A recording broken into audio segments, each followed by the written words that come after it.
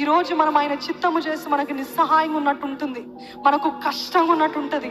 ఈరోజు అనేక మంది ఒప్పుకున్నారు, విడిచిపెట్టడానికి ప్రయత్నించారు, విడిచిపెట్టారు అని మీరు నమ్ముతూ దేవుని సన్నిధిలో ప్రకటించారు. ఎస్, కానీ ఇక్కడ ఉన్నంత వరకు బాగుంటుంది, శక్తిగా ఉంటుంది, బలంగా ఉంటుంది, రోషంగా ఉంటుంది.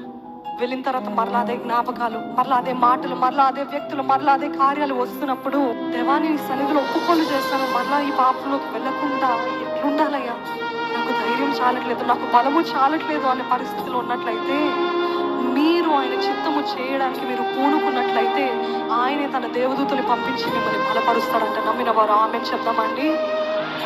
All you have to make up your mind is, మన మనసులో మనము స్థిరపరచుకోవాల్సింది ఏంటిదంటే, నేను దేవుని చిత్తము నష్టమైన, కష్టమైన, బాధ అయినా, వేదన అయినా, నాకెంతో ఇష్టమైన వదులుకోవాలన్నా I will do God's will అన్న వారు మాత్రమే చేతులెత్తి ఆయనకు హల్లెలూయా చెప్దామండి.